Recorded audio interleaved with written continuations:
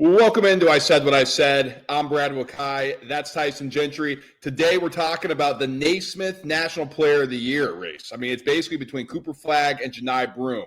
Auburn best team, Duke maybe second or third best team. And that's really what it's a two-horse race here between the Dukie's star freshman and Auburn's like super senior. I think it's a great race. I think this is great for college basketball. I'm hoping the Discord starts to pick up, Tyson. So we're going to go into that. We're going to give our picks.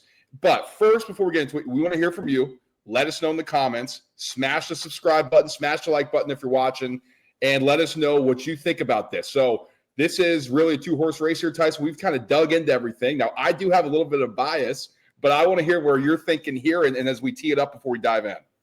Yeah, and so, just a little overview, the Naismith National Player of the Year is going to go to somebody, historically, it's always somebody that finishes in the top 4 seed come tournament time. So you can almost think about that as the top 15 in the country at the end of the regular season here. Both these guys fit this criteria.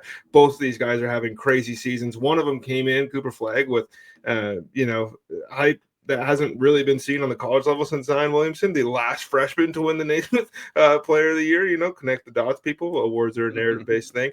And then with Johni Broome, it's you could maybe convince yourself if you lived around Auburn that this was coming, but this is a huge leap that this guy's taken for the number 1 team in the country. Yeah, and I think that's what we're looking at here is who's the most astounding player, who's the best player on the best team. And I think let's pull up the stats here, Tyson. I just have a little dummy stat here as this is what people are looking at. So Flagg, I mean, it's really impressive if you kind of look at everything. 19.7 points a game, that's 24th in the country, 7.7 rebounds, 87th in the country, 4 assists per game, 150th plus, but shooting 48.6% clip as a freshman. On the flip side, Johni Broome's averaging a double-double, 18 points a game, 69th. Nice in the nation, 11 rebounds a game. That's 6th in the country, and then 3.4 assists for a big man who doesn't necessarily pass a lot. That's an extremely good number there, and 50.1% from the field. So that's kind of the look here. And if you're watching on YouTube, we have it pulled up. Those are just the regular stats. I think people kind of look at that and who are the good guys? Who's good? What are we looking for? Those are the raw numbers. But Tyson, we dove in a little bit more, and this is not just about, who's averaging the most points? Because it's not even these guys, clearly, as you're looking at these stats. It's about impact for the teams, about kind of doing it all, and it's who's the most outstanding player as he ran through at the beginning here. Yeah, and I think both these guys, this is a more rare year. Zach Edey won a couple of National Player of the Year awards, and they were well deserved. And he was a freak the last couple of seasons in college basketball, and Oscar Tshiebwe the same thing. But I feel like Cooper Flagg and Broome may be affecting defense a little bit more, or at least it's more appealing to my eye than it was with Zach Edey, where it's the monster's down there and nobody's going into the paint. Of course, he's blocking 15 shots a game. He's 8 feet tall. But Cooper Flagg is he's a jack of all trades on the defensive end. And this is not an NBA prospect show, but I think that's where a lot of this stuff is coming from as far as a plug and play guy. Their on-off splits it's Duke, right? And that's the thing is he's blowing people away. He's also on as just a stacked roster, as you know, and I'm sure you're going to get into. But he's the best player, and he's leading them in everything. And they have not had maybe there's been some injuries for the Dukies this year. I think you could say that much. And then he hasn't really missed a beat. I think a lot of what people remember, if you weren't paying attention during the NFL season or the college football season, you just remember the turnover at the end of the game against Kentucky to start the season. And it's he's never, that's who he is and all this stuff. The jump he's taken from December to the middle of February here has been insane in and of itself. And then on the flip side with Broome, this guy, he's averaging 2.5 blocks a game. He's also shooting 2.5 threes a game, which I think is when you look at the raw numbers and you go, well, he's shooting 28.6% from 3. This isn't good enough. That Auburn offense, they almost need that gravity where it's he is going to put him up. You got to go out there and play with him, or else he's just catching a lob or he's dunking on you. They're technically skilled and they're very, very different players. And I think that's why this conversation is fun, because in the past it's been okay, we have a guard versus a big man, and it's easier to quantify the value of those two things. These guys are playing relatively close to the same position. They're doing it in different ways, but they're, it's a different conversation about the Naismith Player of the Year than we've had in the past. Exactly. And I think it's nice, too, because these are, in my mind, the 2 best teams in the country. I mean, you're looking at the offensive rating. Auburn's 1. The offensive rating for Duke is number 2. This is from KenPom. Defensive rating for Duke is number 4. It's number 11 for Auburn. Now, Tyson, I think where people are looking at this thing, it's because Johni Broome is doing this in the SEC. And their strength, the net rating, their strength of schedule from KenPom, Auburn's number 1, and Duke is number 56. And it's because the ACC's down. It's because there's not as many good schools. This is a historically good SEC. It might have the most teams in the history of the NCAA tournament when it's all said and done in March. And that's something that you can't take away, or that's something that you can't kind of say, or scoff at. It's like, whatever. You have to take that into account because Broome has to do it on a nightly basis against this conference. And the fact that he's doing this so well and the Auburn's this dominant in that conference is something of note. But on the flip side, Tyson, I'm like, okay, he's a 5th-year senior or he's a 6th-year senior. He's been in college forever. For Cooper Flagg reclassified. He came in at 17. He didn't turn 18 until December. We're talking about a guy that is leading Duke University in all major statistical categories. It's not like it was, the Austin Rivers team where it was like Rivers and like some guys around him. And that's being a little flippant. Like Rivers was the guy there. And even he wasn't leading the categories, right? I mean, it's doing it with 5-star kids around, 5-star athletes, transfers who are mature and older. And yet Cooper Flagg, who just turned 18 in December, is leading in everything. He's the best player. Tyson, I'll say this, and we'll kind of get into our picks, and we'll kind of break these down a little bit further. Just from this maybe should come into play here, but this is coming into play for me.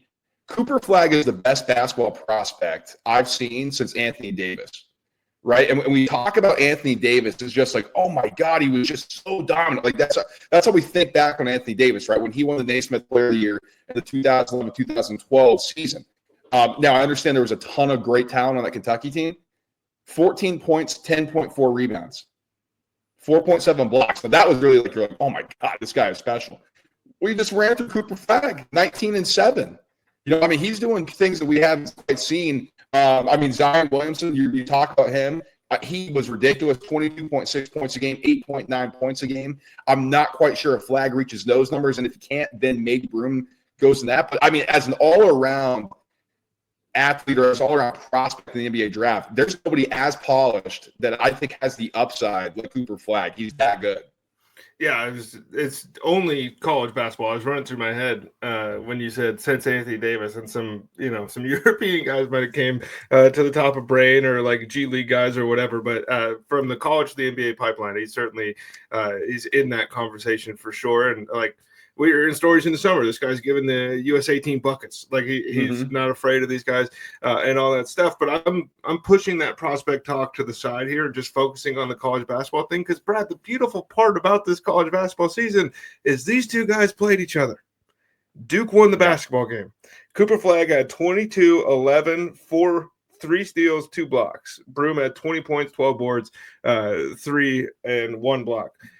That's pretty much who they are. I think the differentiator between these things, like it's really close. I think the odds are a little funny right now. Like Flagg is approaching runaway status here, and Broome is fading a little bit. But Cooper Flagg's usage is just insane, and the fact he's averaging 2.5 turnovers, like you can look at that and go, oh man, I don't know. He's a big man. The kid like barely even just got his driver's license, and he gets the ball every possession, it feels like, for Duke, and he's not turning it over. He's making good decisions. He's gotten much better throughout the course of the season. I think in January, this was even at the beginning of January, it was like, okay, this is Broome, and then we'll like Flagg will be an honorable mention or whatever, and just the jump he's taken has flip-flopped that. But in this conversation, you cannot forget that these two teams played each other. If we have 2 Heisman Trophy favorites, right, and 2 teams play each other, that's going to sway the voting a little bit, and I think it should in this case. I think it's important because you can't say Auburn, the number 1 team in the country, which they are according to the rankings and the advanced stats and all that stuff. But when these 2 teams played each other, one of them led their team to victory, and I think that's worth something. I agree with you there, and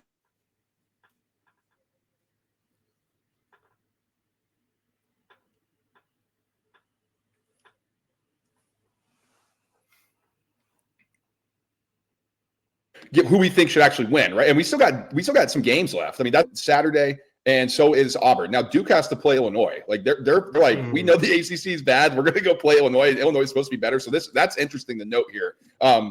Auburn's going to keep going through the gauntlet. They're both sitting here 23, or Auburn's 23-2, Duke 22-3.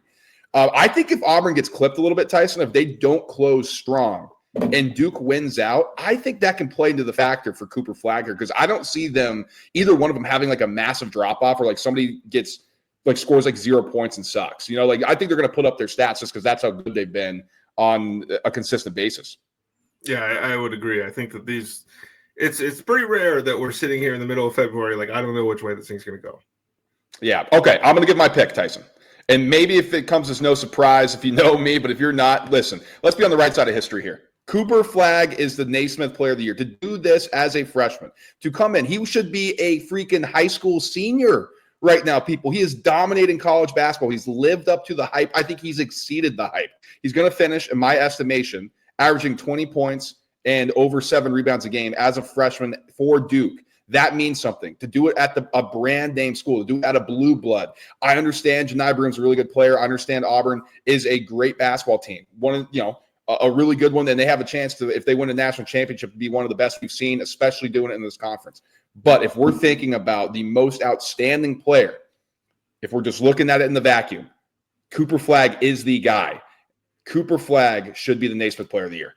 Yeah, my eyes tell me the same thing. And like, I think, there is, like I mentioned at the top, it's a narrative. Like, awards are about narrative a little bit, and Cooper Flagg, nobody in the country's got a better one than this kid right now, and I think that that's going to play into it. But when things are close, and I'm relying on the eye test, and my eyes tell me Cooper Flagg is better. I saw them play in December. I saw Cooper Flagg was better. I think that Broome has a better chance to win the national championship, and I don't think you're going to like that as a Duke fan. But I think that Cooper Flagg has shown that, like, if you're going to make it so the freshman to win this award has to be exceptional, then that's what he's done. All right. That's it for us. Like, subscribe, and share the show, folks. Let us know who you think should be the Naismith Player. Is it Broome? Is it Flagg? I mean, are you going to throw a wild card in there? Is there somebody else that you're shouting out? Maybe it's a mid-major guy. Let us know in the comments. Stay subscribed. We got a lot of content coming out for you guys. Money Williams. And we'll talk to you guys later. Peace.